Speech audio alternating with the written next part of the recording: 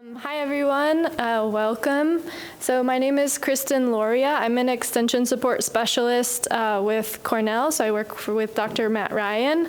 And we have some research related to organic dry bean production, and I'll also be speaking a little bit from a farmer perspective. I've been farming about 10 years and have made my way from organic vegetables into staple crops. So now I'm growing dry beans as well as a little popcorn on small acreage, working with a group of farmers in the Finger Lakes, sharing equipment, co-marketing. So definitely smaller scale production than a lot of you, but hopefully some commonality to share.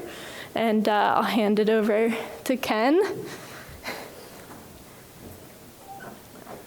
Yeah, we're trying to do this sort of as a tag team, okay? So I'm Ken. I'm on, well, my right, your left, okay? Last name is Kmiecik, and I'm a bean breeder. I'm not actually involved in cultural practices, except the fact that you can't breed if you don't understand how you want to grow them. So that's my background is 16 years of university research, 19 years of university research, 16 years of commercial breeding for seminous vegetable seeds, and now 5 years as an independent.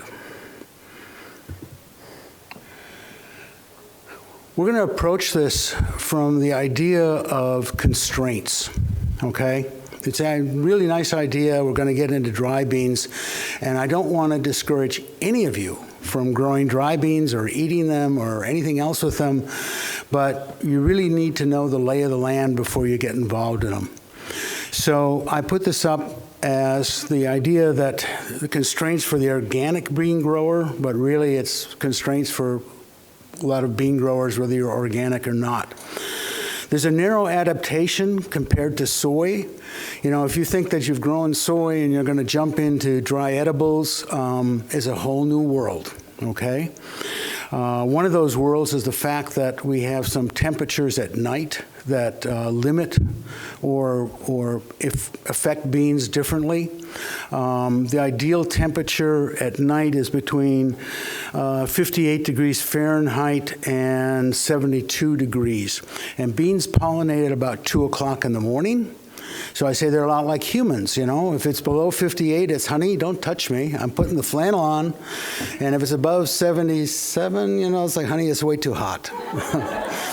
So they're little human beings just like us, okay?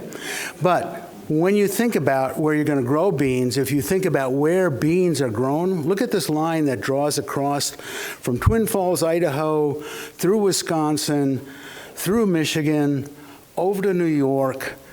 It's this continuous line where there's this nice temperature, okay? Now we have some differences we can exploit, and we'll talk about those later. Specialized equipment or modifications for harvest. You're not going to take your soybean combine out there and start harvesting dry beans. It's going to be a whole different world, and people have talked about it, numerous talks we've been here. Pest control options for you as organic growers are going to be different. One of the big things is your lack of harvest aids.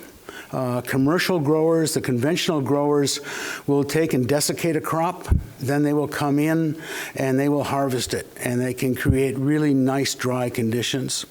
They're more intensive than soybeans, but here's the big thing. They're different because humans consume them, and quality is just about everything. It's not just, it is everything with dry beans, okay? I like to say that dry beans are half vegetable and half agronomic crop, which makes them kind of a bastard crop, okay? You can't treat them as a vegetable, you can't treat them as agronomic, which is why so many companies like Syngenta and Bayer and, formerly Monsanto that I worked for, give up on dry beans because they're not big enough, but they're too much work. Uneven color, discolored beans, broken beans, checks and cracks, uniformity, and culinary qualities will be of utmost importance in your dry edibles. If you can't maintain those, you can't sell them. I like to say that the visual is the key component to dry beans. When you look at dry beans, there is no hiding, all right? These beans right here, I actually took this picture off the internet, and I'm not going to say who it is, but when I look at this, I see a broken bean, I see a chipped bean, I see a bean that's not very good right here. I've got another broken one, I've got another incomplete one here. I don't want to buy these beans, okay? And these are about $8 a pound. I walked through the store the other day, and there were some cranberry beans, and I cut the grower's name out of here. First thing I saw was a broken bean, all right? I actually took a picture of, my wife complains because I take pictures of beans all the time. I took some pictures of beans in Maine and sent them to a friend who's a seed stock specialist. And the first thing he did was circle. I sent him a picture of soldier beans that were in a bag, because I don't see them too often in the Midwest. And the first thing he did was circle the pinto bean that was in the bag of soldier beans and send it back to me. Direct consumption by end users or use by processors means that bean contracts have significant quality clauses for checks, broken beans, discolored beans, just along with the usual dirt, stones, and trash. The culinary qualities really are related to age, percent moisture, integrity of the beans, and consumer preference. There is very little use for beans not meeting quality standards for human consumption. They get sold for dog food at about a nickel a pound, okay? So if you can't meet the quality standards, you don't, as animal feed, there's not much of a market. We'll just go. I call it a zero-sum. And let's go.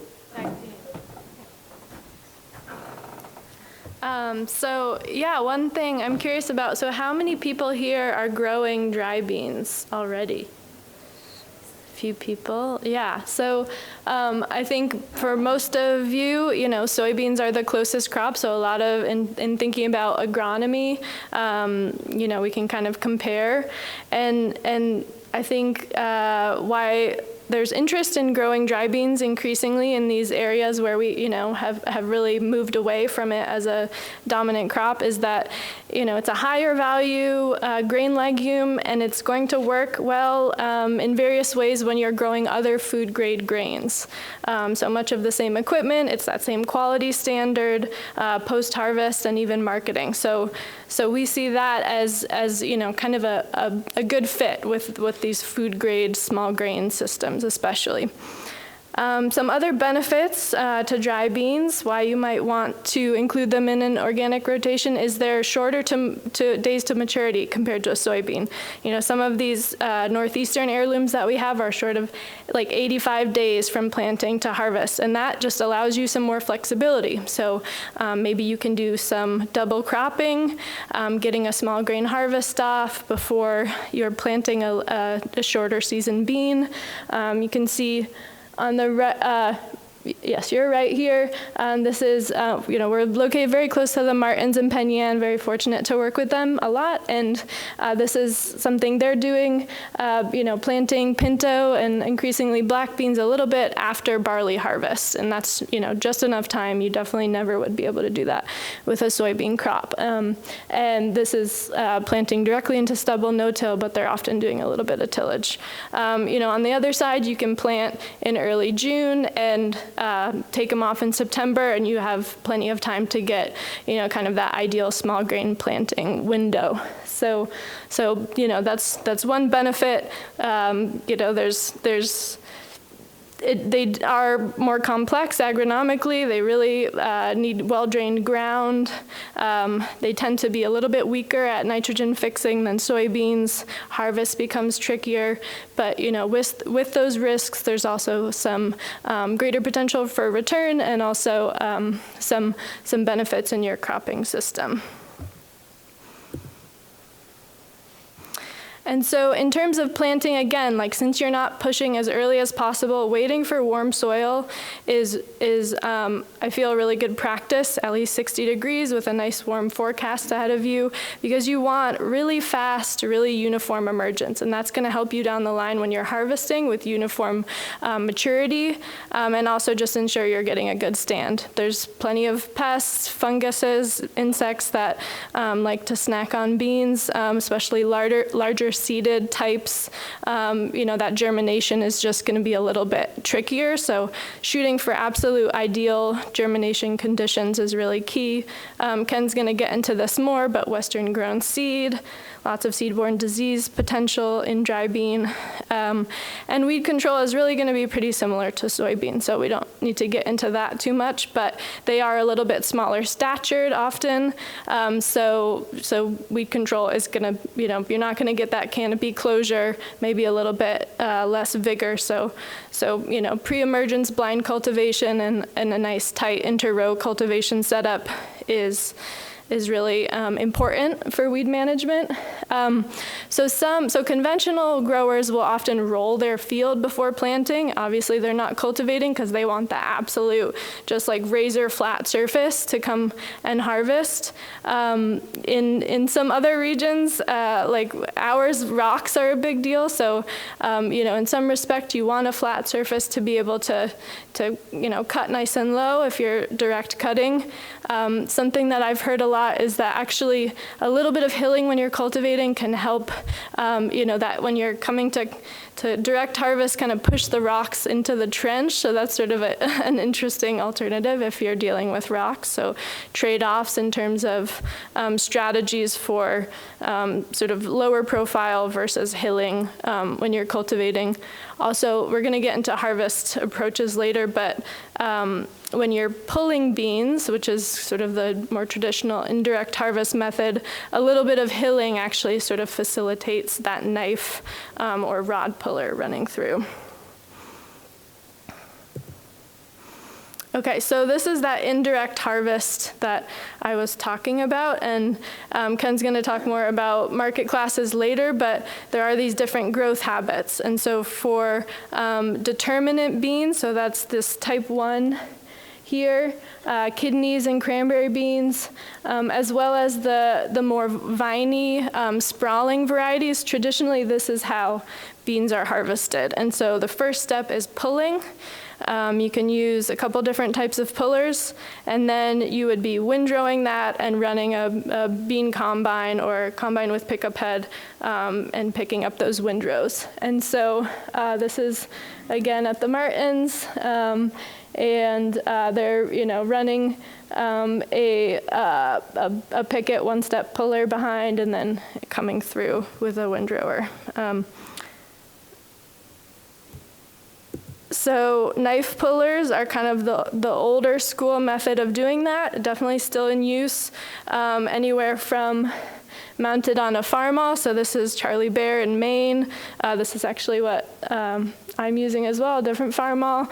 So this is some old technology, but still gets the job done. This is a modern front-mounted knife puller.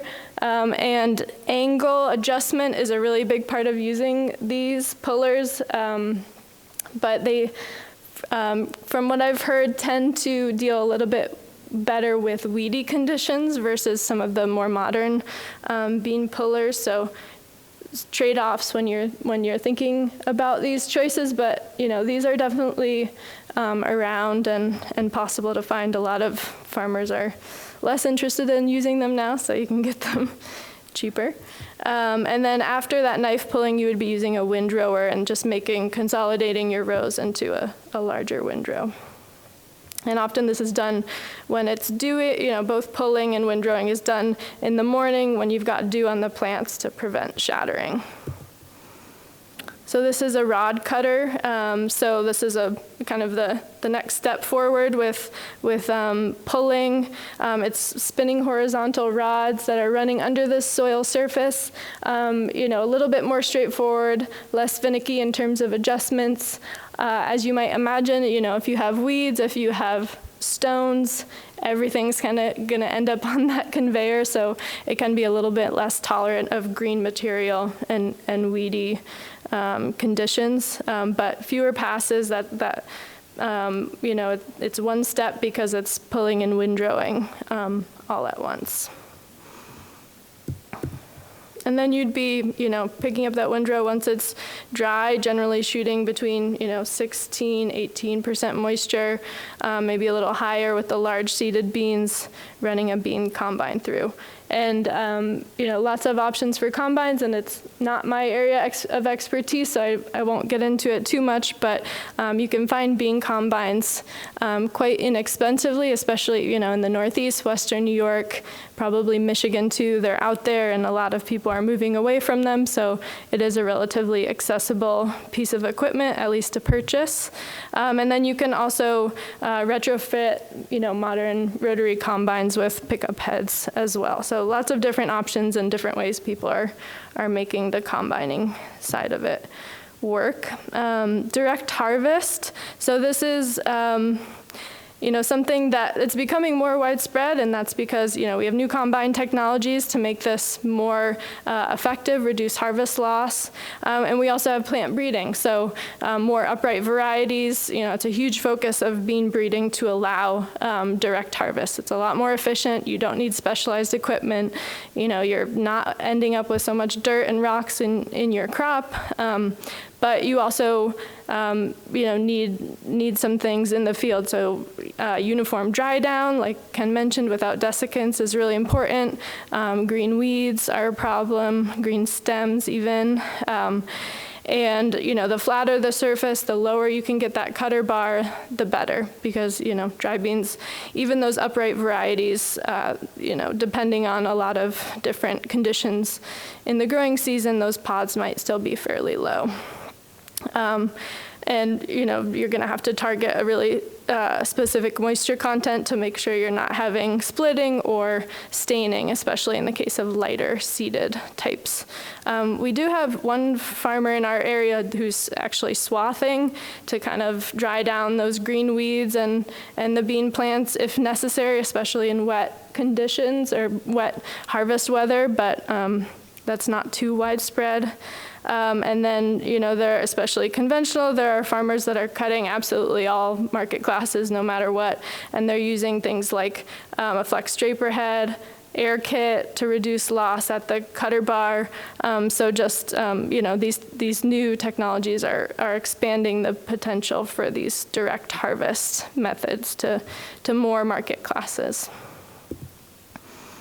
And just really briefly, our lab works a lot with organic no-till, as you might know, and so we are doing a little bit of organic no-till research. It isn't super well explored, I would say, yet, but good potential, and preliminarily it seems very similar to soybean. Maybe a little bit more issues with tie-up of nitrogen, depending on your soil conditions from that cereal rye, so we've been experimenting with a little starter fertilizer, but pretty much otherwise the same. Again, like that warm soil is really helpful for uniform emergence. You do see a little bit of delayed maturity, but when it comes to harvest, I think there's really a lot of benefits that are exciting. You're not much less likely to get soil or rocks in your sample because you have that mulch layer.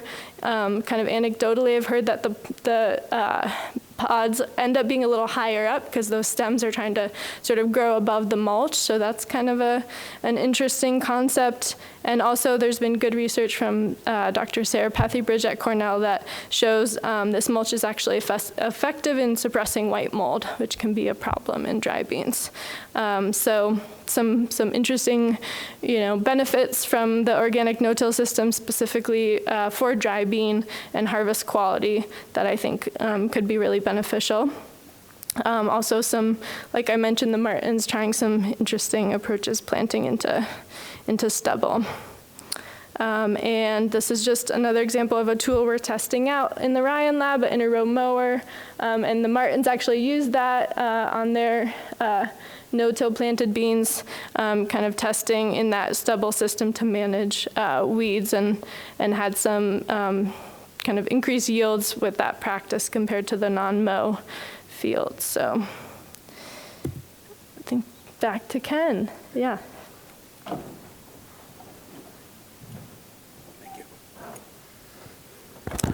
So as a breeder, variety selection really comes into play for me, okay? But it's not only variety selection, it's the marketing. And those two things intersect with all aspects of dry bean production. What do I mean? I made this little chart, okay? On one side, I've got the farm agronomy. What goes on agronomically on that farm? What's the crop rotation? What's the weed control? Harvest and storage capabilities, cleaning capabilities, location, and the environment, okay? The other side is the farm economics, okay? What sort of values do you have to get off of your crops? What are your production costs? Your infrastructure, are you going to do things in-house or out-of-house? You're going to outsource them. So those go right down to variety and market class choices, and they slip right down into marketing, okay? Are you going to direct market? Are you going to use an elevator? Are you going to do contracts? Or are you going to do some hybrid of this? So all of these things start to play. Market and market classes, okay? I say before you plant one single seed in the field, you have to have an idea of how you want to market it. Now I know that farming, the fun part is farming, okay? The not so fun part is trying to sell the goddamn stuff and make a living, all right?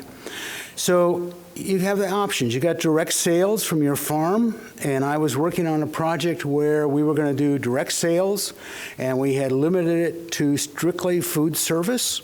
We were going to deliver one size bag product. It was going to be a 25-pound bag, and we were going to deliver once a month to Chicago, Minneapolis, Milwaukee, various places, okay? Pandemic kind of did that in. But you've got food service, you've got small markets, you've got individuals, you've got second-party retailers. One that comes to mind is Primary Beans. Leslie Sykes runs this. It's an internet thing. It could be somebody like Kmiecik down in Louisiana who markets beans. Or you've got elevators and contracts, all right? And I'd like to say that bean consumers are a picky, picky bunch, all right? And I always bring the thing that, you know, Bush Brothers doesn't use black beans for making baked beans, all right? Or if you're a rye whiskey drinker like me, it doesn't equal bourbon, all right? We like what we like. So the major market classes begins to create a whole nother scale of things in here, okay? Our major classes, pintos, black beans, navy beans, great northerns, dark red kidney, light red kidney, white kidney, your cranberry, or if you're Italian, your Berlotti, your small red, your Flora de Mayo or Flora de Juno, depending which, you know, when they flower, pink beans, your Peruanos, your Mayacobas, all the way down, all those are major classes. So what class are you going to be in, all right? And then on the opposite side, you've got all these specialty beans. You've got, you know, Jacob's Cattle, you've got Papa Darola, you've got my flat whites that I work with, Valenia, Good Mother Starlard, Marfax. Marfax is a bean that is really prized up in Maine for baked beans, all right? But it turns out there's at least 6 other beans in Maine that are prized by other little sections for baked beans. So what am I going to do? I've got all these things. And I put Midnight up there. Now, if any of you are old enough, you remember that Midnight was bred by Cornell, by Mike Dixon. And I see it marketed as an heirloom. And I go, God, does that mean I'm an heirloom breeder? You know, these terms get a little fussy. I put this up, market class characteristics, okay? I put pinto, kidneys, cran, navy, blacks, and then kind of grouped all the heirlooms, all right? So the cost per acre is not going to be the same for each of these, all right? Your cheapest cost per acre on seed cost will be navies and blacks. Pintos, you go up a notch. Kidneys, you go up a notch. Crayons, you go up a notch. And heirlooms, you go up 2 notches, okay? So if you're going to go into this, what market class do I want to be in, all right? What are the number of choices you have, all right? Pintos, you have a tremendous amount of choices of beans, all right? They span all sorts of maturities and things. Kidneys, a little less so. Crayons, less than that. Navies and blacks, explodes again. You have all sorts of choices of navies and black beans to work with. And then when you get the heirlooms, it really narrows down.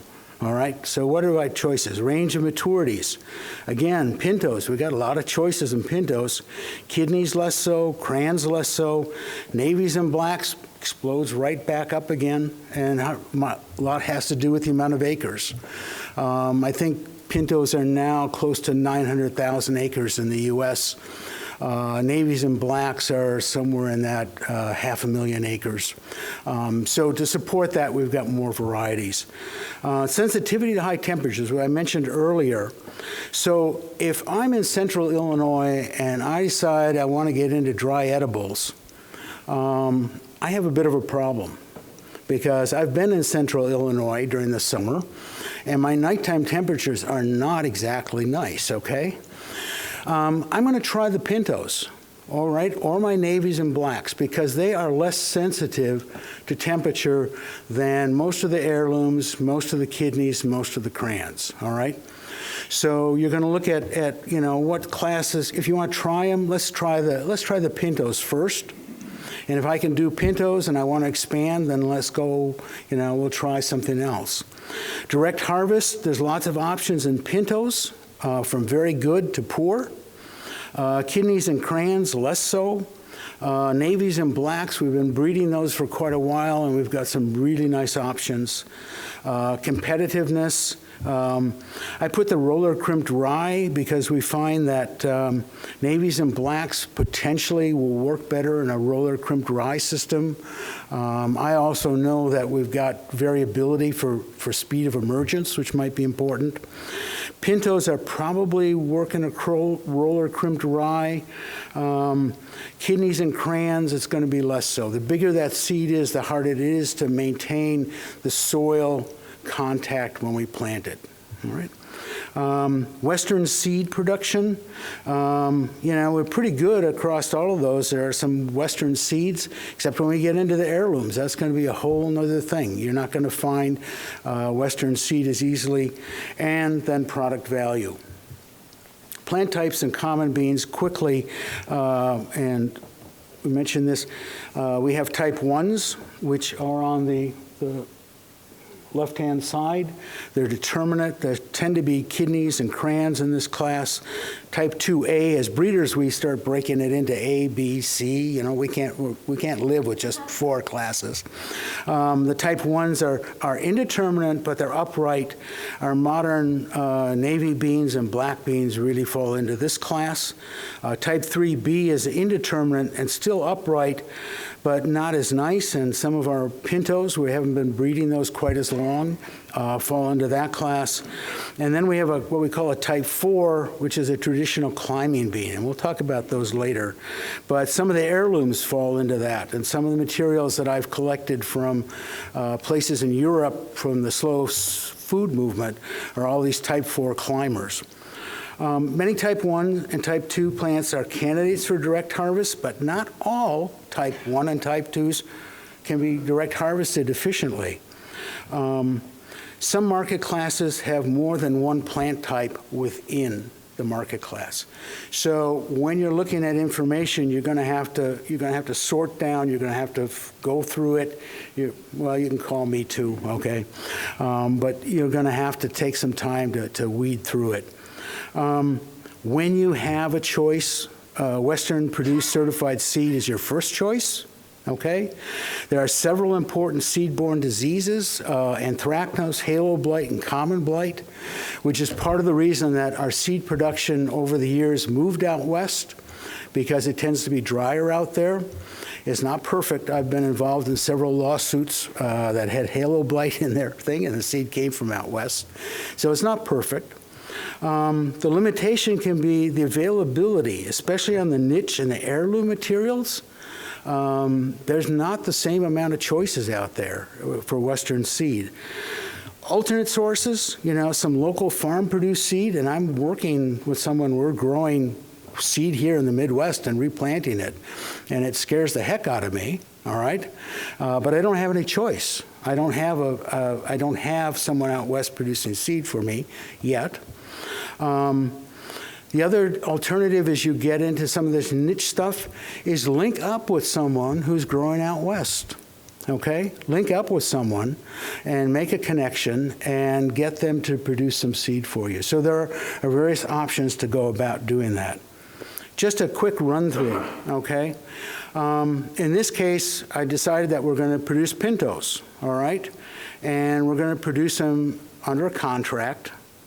There's lots of variety choices. That's really good.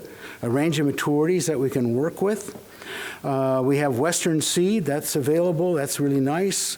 Many lines are adaptable to direct harvest. Our weed control options would include something like a stale seed bed. If we want to create a stale seed bed and find an early variety, we probably can do that. If we want to do in roller crimped rye, we have that option to try that. They're more tolerant of high temperatures, so we might be doing this in Illinois, we might be doing it in Wisconsin. But then here's the kicker: the contract value will not be what you would get if you're selling direct. Okay, and we saw in that whole presentation on value of corn and soybeans, it becomes a commodity, and so you're going to be subject to other issues. I took another step, another example, and this actually comes from someone I was talking to, and they wanted to plant a pinto, okay, and they're in a good area, but they had a crop rotation limitation, all right? They wanted to plant after buckwheat. They wanted something really short. They have really good harvest, really good storage, really good cleaning. And I just went down, right through the list and looked at the various things, and they're all doing it in-house. The need for an early variety to fit after the buckwheat then narrows my number of choices, okay? And in fact, in this case, they had a choice, which I felt was a bad choice after I saw the variety. They don't have as many upright direct harvest choices as they go into that early maturity, all right? So they needed to say, okay, we're willing to cut it, or we're willing to lose 15, 20% when we harvest, all right? So we just go down the list and we kind of put those things together. I like to say that you as a grower have to be a researcher, a biologist, and a seeds person if you want to go into dry edibles. You got to be more than just a farmer. And I saw this on a little jar of jam I had out on the table. It was from Italy, and it said Biologica.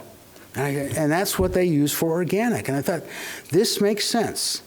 All right, so organic means that you're going to use biology to your advantage and becoming a good biologist. Where do you find information? There's variety trials in Michigan, North Dakota State, Nebraska, Ontario. I in particular like some of the Ontario trials because you can dig down into them and get disease information. The Canadians are really thorough in that sense. There are variety trials in Manitoba. You can just keep digging. Yield is always a major focus when you look at these trials. And I would say that as growers getting into it, you're going to need to dig and get more than just the yield information, okay? Because yield isn't what's going to make it quality for you. Cornell and UW now have organic trials. I'm still trying to get a little information from the UW group on what they saw last year, but these trials, and they offer a slightly different perspective. I'd like to say that no one can predict your needs on your farm and what's your blend of critical traits. You have to know your farm. You have to know how you can produce, what capabilities you have. When you assess that, then you can begin to choose what's going to work for you. I say, you know, in this case that I talked about, the Pinto, they went and bought 2 years worth of seed, and now they've got a whole nother year's worth of seed to get rid of. And I go, you know what? You should have just turned off the planter, you know, pulled up 20 feet, got the kids out, given them a stick, you know, let them poke some holes and put some seed in there, and look at the variety before you buy 100 acres worth of the thing, all right? Maybe you don't have any kids, so you can't send the kids out to plant, all right? So, you know, talk to Central Bean and say, look, I want to buy this variety. I don't know what it's going to do. Send, you know, give me a 50-pound bag. And then take your planter, all right? Whatever it is, take 4 rows of it. If it's a 4-row, that's fine. If it's 18, just take 4. Empty that 50-pound bag into 4 hoppers, and then pour the rest of your seed on top, and then start to plant. Put a flag there. Come back and look at it. That's the sort of basic things you need to do to find out whether that's going to work for you, all right? I have many, many, many close friends in sales, and I say that breeders are dependent on their salespeople, but always be skeptical of what the salesperson tells you, all right? Make a few notes. Critical observation for you as a grower, does this bean fit, is 90 days after planting. That's when I go out and I make my most critical notes on maturity, standability, regrowth, a whole bunch of characteristics. Variety choices and key diseases and insects. We could spend an hour here. The western seed production, again, halo blight, common blight, anthracnose, BCMV, all you will get good control by being able to use western seed. Resistance to Pythium and root rots is something I work on a great deal, but I don't think they're as large an issue when you have good grain rotations. All right, so if you've got a lot of grain in your rotations, corn in your rotations, the people who really suffer from this are vegetable growers. When I get into potato rotations and carrots and a lot of other things, I start to see these issues really rear their heads. Again, there are choices. You'll have to talk to people to find out. Like I said, I breed these things, and so I'm constantly making evaluations for them. The lack of western seed means close attention is needed. It's not that you can't grow your own seed. It's not that you shouldn't, okay? But you're going to have to get familiar what some of these diseases look like. You have to go on the field. Potentially, if you are really going big on some of this, all right, I'm going to say that you want to have serology done. You want to take a seed sample and have serology done to ensure you don't have an issue. I'll give a shout out to Travis Parker, in case you haven't seen this new thing that came out, but it's from the Vermont group. And Travis Parker is giving a talk on incorporating the I gene into heirloom materials. And he's at UC Davis, and it's a marvelous project. A lot of the heirlooms are difficult to produce because they get BCMV, which is seed-borne, which reduces your yield. And quickly, the I gene is really nice because it kills your plants if it's overcome. And you go, why? Why can't it kills my plants? I don't want it. It kills your plants, but it only kills the plants that are infected, okay? Then what happens is that when you save seed, you are not saving seed from infected plants and infecting your next round. So look into those heirloom materials that they've been working with. Quick thing, variety choices, key diseases and insects. We alluded to white mold. White mold resistant varies among varieties. Again, you're going to have to dig to find that out. I'm in the process of just releasing a white mold resistant Pinto. I will say that poorly cleaned seeds can lead to sharing sclerotia. In Wisconsin, soybean seed prices were fairly high, and people were brown bagging seed, and you buy from your neighbor, and if they don't clean it real well, you get these little sclerotia. And sure enough, they were seeding sclerotia with their soybeans and creating conditions for white mold. All right? If you've got soys on your farm and you've got sunflowers, you potentially have white mold problems. You'll know it. You'll see it in the sunflowers. One tool that you have in your toolbox is a product called C-Minitans, or commercially it's called Contans, and it's a product that attacks the sclerotia. And I worked up on a farm in central Wisconsin, and they completely eliminated my ability to screen for white mold because they started to put Contans on right after they had a susceptible crop. So they were potatoes, soybeans, and so if they had a soybean crop, they put the Contans on even before they dissed it down, and they virtually eliminated white mold on their farm. So there are some good control options out there. Seed corn maggot, I'm just going to, at the end of this talk, there's a whole thing about references.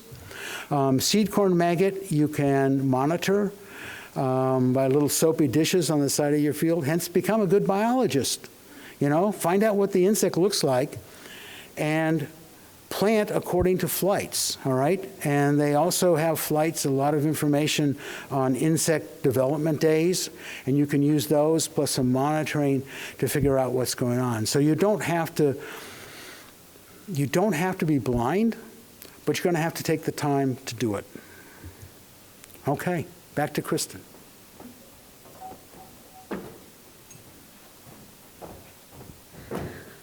Okay, so I mentioned the research that our group at Cornell is working on currently. It's called EcoBean, and Ken mentioned some of these elusive variety trial results. And basically the goals of the variety trialing that we're doing is looking at some different sort of major market classes, especially ones that can be direct harvested, that maybe aren't being grown in such a major way in our region. So in the Northeast, like black and kidney beans are sort of historically what we grow, and many farmers don't go beyond that, but there increasingly are pinto varieties, Great Northern, small red, pink beans that can also be direct harvested. And we think especially for regional markets and regional production, focusing on those types that can be direct harvested, preventing needing that specialized equipment is a helpful angle. So we're doing some trialing there, also doing some sort of specialty heirloom variety trialing, again, for these like higher value direct market uses. There's a lot of consumer interest in all of these, specialty varieties and testing, both actual heirlooms, whatever that might mean to you, and also some of these improved heirlooms that Travis Parker and Michigan State have put out that have the, additional yield boost and disease resistance that Ken mentioned. And so these are some of those preliminary results. This is from Erica Everest, who's working with Dr. Inom Mower at Cornell. And you can see here, all the black bars are black beans, then we have navy beans, small red, pinto, and then these are all sort of specialty heirlooms. It's a little small at the bottom, but a lot of the specialty heirlooms are, either kind of an unimproved version, and then everything with a UC in front of it is from Davis, their breeding program, and a couple, the Gypsy Rose and the Desert Song are improved Florida Mayo and Florida Junio from Michigan State. And so you can see that, both in New York and Wisconsin, this is 2023, a lot of the these sort of more minor classes in our regions, navies, small reds, are performing as well or better than a black bean. And so, that's encouraging, certainly. And then, more variation in these specialty types, but some are, comparably pretty high yielding. And especially when you think about, what price you might be able to get for those varieties, the math improves.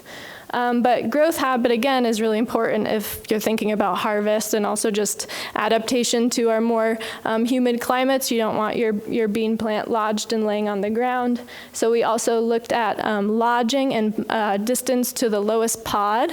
And so at the top we have New York and bottom Wisconsin again. Basically everything in the red box, that's, as you go up on the left, that is pod height. It's not actual, this is standardized, so these aren't, they're not below ground here.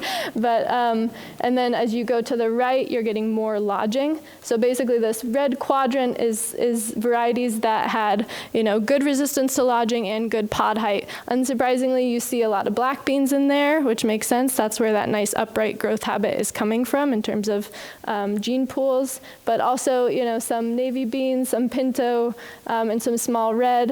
I think the tough one is these specialty heirloom varieties. So we aren't seeing many specialty heirloom varieties that so far seem very well suited for direct harvest. And that, kind of makes sense because that breeding, it's a pretty complex trait to breed for. It takes time. So, that's not an easy trait to kind of just cross into an heirloom, but getting some good yield. So especially if you have more flexibility with your harvest options, some of those could work well. And Wisconsin, just disclaimer, it was a very dry year. So, we'll hope for more data there. I think that's not to say nothing can be direct harvested in Wisconsin. All right, back to Ken. Yeah.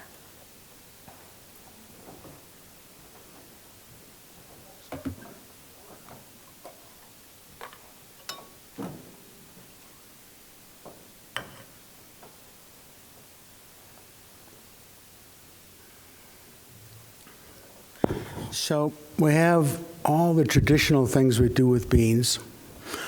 And in 2017 through 2019, I like to eat. Beans, okay?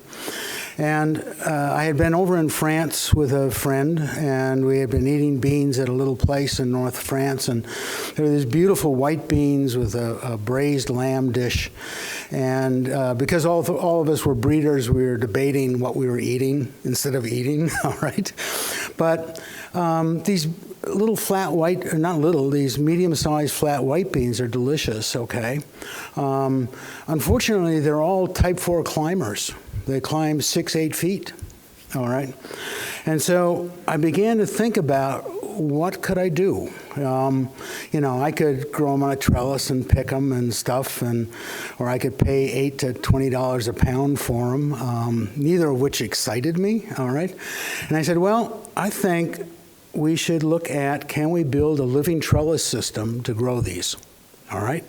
So between 2017 and 2019, I worked with the Wallendal Farms in Grand Marsh, and we started growing these flat white types on a living trellis. We've used sorghum, we've used small-seeded popcorn, we've used a black-seeded popcorn, and lo and behold, it actually worked pretty well. Takes 2 trips across the field. In 2018, we built up enough seed that we had an acre. Half of it was on sorghum beans and half of it was on black popcorn and beans. And you can see the combine in the background there. We didn't shorp, that was a Klaus combine set up with a soybean head. They had been custom combining in the area, and we twisted arms and got them to come and combine the beans. Needless to say, they weren't going to spend 2 hours cleaning out the combine for a half acre. But we developed it, we saw the product. It was very successful. We had enough. We put it on a wagon, pulled it in the shed. In 2019, we moved this whole thing up to 6 acres, all right, and that's their same combine.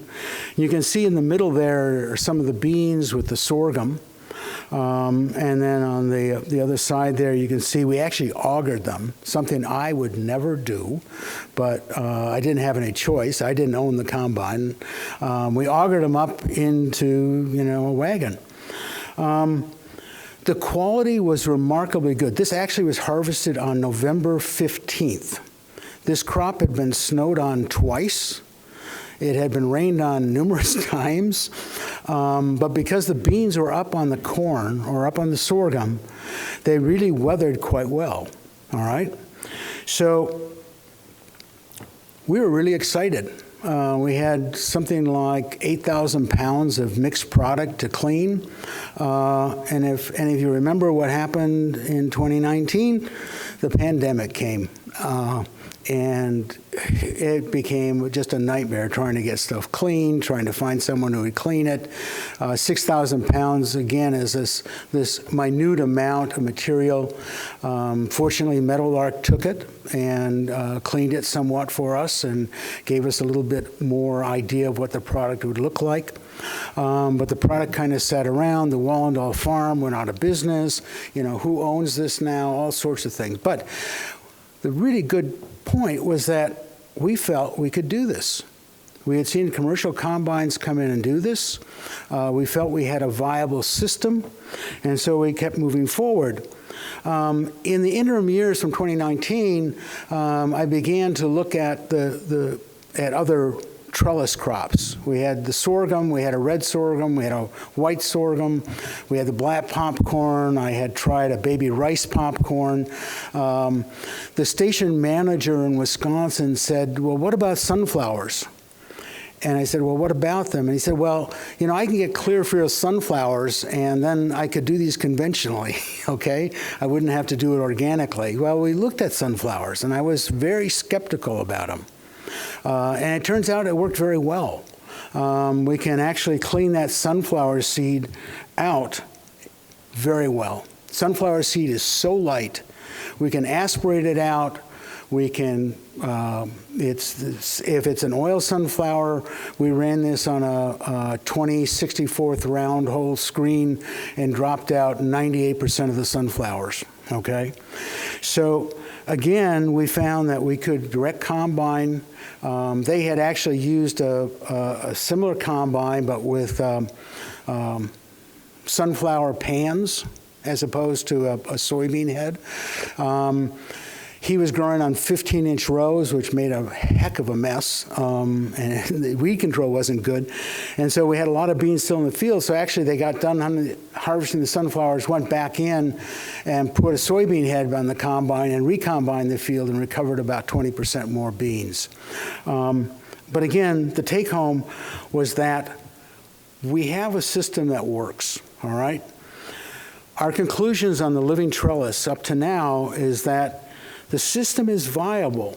You know, what is old is new. I heard, I heard this again and again today, or the last 2 days, about how you go back and you look at old systems. You don't necessarily, you reapply them, you reinvent them, okay?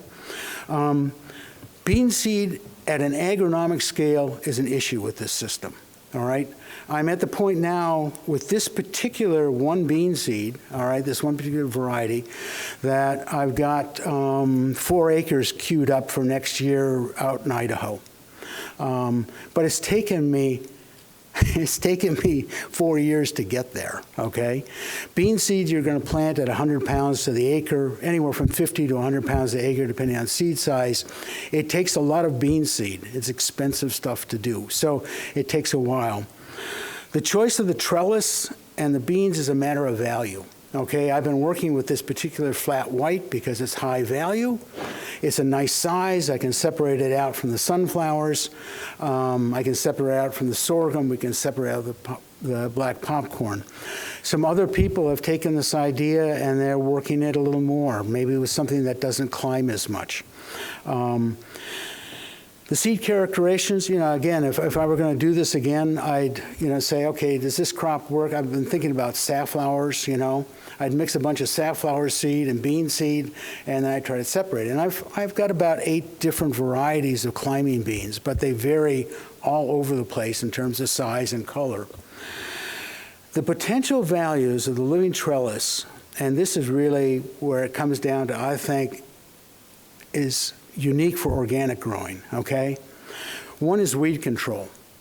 We're growing either the sorghum or the corn or the sunflowers with this bean, and we're getting much faster row closure. We're getting more crop biomass and potentially less weed biomass. We see increased crop residue. My arrow got moved here, okay? This increased crop residue, you can see that's 2019. It's like harvesting a corn crop. If any of you have harvested a bean crop, soybeans or common beans, all right, there's not much crop residue when you're done.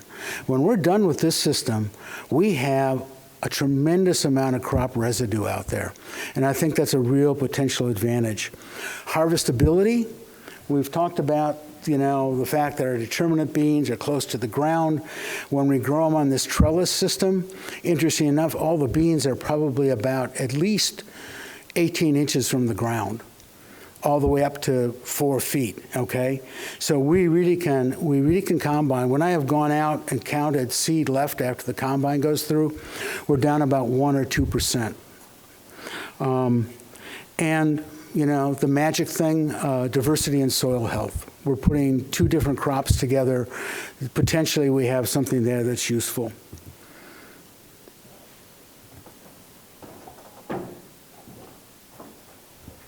How are we doing on time, just to make sure? Checking if you have a break after this. Okay. Or not. If you don't have a break, you have 6 minutes. Okay. Okay, yeah. Yeah, obviously Ken and I can talk about beans all day, but I will maybe start moving quicker. So anyway, cleaning, again, food grade crop, extra steps. Of course, your screen cleaner and fanning mill, but generally with dry beans to get, kind of market quality, food grade quality, you're gonna have to run it through a gravity table, perhaps a destoner, well, though some gravity tables can pull out stones as well. Also optical sorter. So if you're selling to a cannery, my understanding is you have to use these now, or at least, have your beans cleaned by someone who does. So it's very useful. Stain beans, if you have a lighter colored type that you're growing, stain beans can also get out splits. With certain crops and certain years, it's going to be, your only option besides hand picking. And this was kind of interesting. I'm curious how it works with patterned beans. This was like something I got in my email of trying to sell me one of these things. But it seems like, some issues if you have a patterned bean, the machine maybe doesn't know how to handle that. So that's kind of an interesting question. So yeah, obviously growing the crop is not the only challenge. This was an interesting study done in New York looking at sort of where we're at with more kind of regional infrastructure for cleaning and marketing. I'm not going to get into it, but it's an interesting read if you want to check it out. It was done by Cade and Small Farms at Cornell. But we've lost a lot of infrastructure, short story, in the Northeast. And so, that's really challenging if you're a farmer because you don't have those proximate cleaners, processors to sell to. You have to transport your crop farther or just do it all yourself. And that's, a really big lift for a farmer. So definitely there's, many actors in this system, not just the farmer that has to sort of help these regional production systems happen. Capturing value for that regional label, the organic label, is going to be a big part of that, especially in regions such as ours where, it's not a dominant production region. We don't have the huge land base. We're going to have to sort of distinguish our product. This is Seneca Grain and Bean, our neighbors that we work with a lot, the Martins. So they, are now cleaning food grade and doing some of the marketing themselves. Another example in Vermont, kind of a step down in terms of scale, more like 30 acres instead of over 100. Again, sort of really low tech in many cases, but able to capture enough value selling locally and selling specialty to make it work for their farm. And then this is my business, working with some other farmers in the Ithaca area, even smaller, but again, kind of tapping into these local markets, using a CSA model, begging, borrowing, and finding old equipment no one else wants. So, things are out there. You definitely have to get creative, but I think there is a lot of potential if we all sort of put our heads together and figure it out. We both have resource slides. Obviously, we both have a lot of people and resources that we're tapping into to learn about this complex, interesting crop. But this is the EcoBean website. I think I managed not to put the URL somehow, but it's blogs.cornell.edu/EcoBean. You can also Google EcoBean. All those variety trial results we're going to put up on this website. We have the webinars Ken mentioned.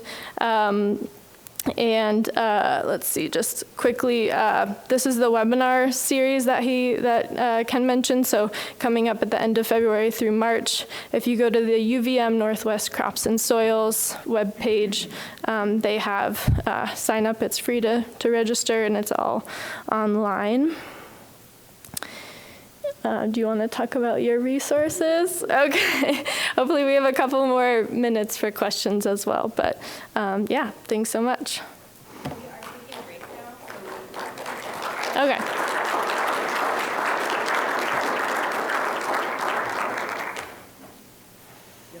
Did I miss it, or did you say how when you did the companion planting with the corn and the lima beans, how did you seed that field? 2 passes. The question. Grower hates. The question was how did they seed? We're supposed to repeat the question. How did they seed that living trellis intercrop? Yeah, the living trellis system right now requires 2 passes. Although some people are trying to mix the seed, I have questions about that. But it really requires 2 passes. Okay. Which isn't all that difficult, but it takes time. You plant them at the same time? Yeah, we plant everything at the same time. I did not go through it. Someone asked if we plant at the same time, and yes, we do. We had tried delayed planting. I could show you a slide of going over sorghum. I read some book says that we should plant the corn 2 weeks ahead of time. No, we plant everything at the same time, and it works just fine. What is the difference in seed size, and is there different seed depth requirements? The question is about the difference in seed size and depth. We just basically, the bean seed is considerably bigger than either the popcorn or the sorghum or the sunflowers, all right?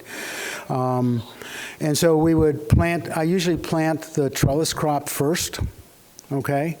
But then we have to go back in, and that was an 18-row planter. It took us 2 hours to clean it out, change the plates, put bean plates in, and then go back out and plant. So it wasn't, it was 2 hours for 6 acres. I'd rather be 2 hours for 100 acres, okay? But we just planted the beans right on top. And again, we just plant to moisture, all right? Whenever I plant beans, I plant to moisture. I don't depend on rain or irrigation. Do you have any white mold problems when you combine with sunflowers? Not yet. Potentially, yes. Okay. Those are relatively new fields of sunflowers, all right?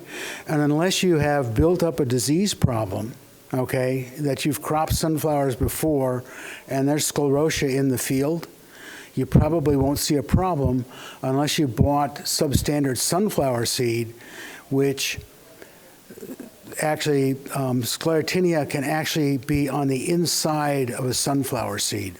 It sounds kind of strange, but it can. And that's generally, sunflowers are one of the few crops that it'll actually erupt and kill the plant from the roots up. Most crops don't get infected that way, but sunflowers do. But so far, no.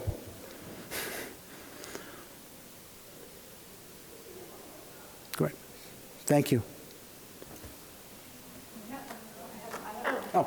In another talk that you gave to the Midwest Grid Collaborative, you talked about time meetings. Could you talk about how after planting, how quickly you come back over with your time meetings Oh. a time weeder this year.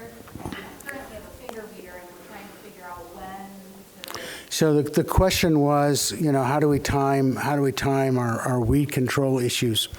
You know, the talk this morning, I would say when I plant, I'm going to come back in within 24 hours and either rotary hoe or tine weed within 24 hours.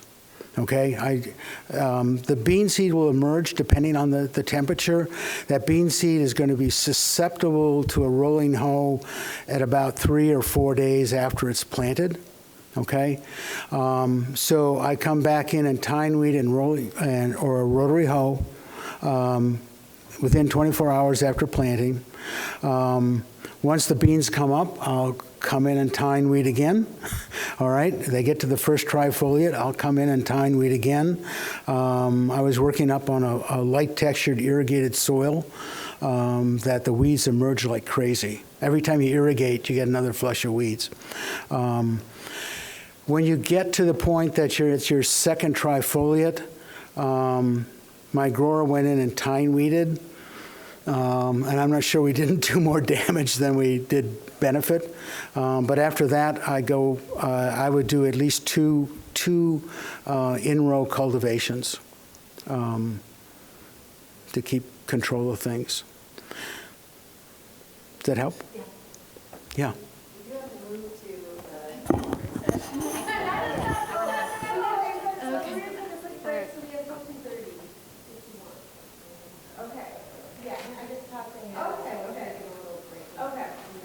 Okay, maybe one more. Yeah, go ahead. I was just wondering if you could speak about some of the small scale equipment options.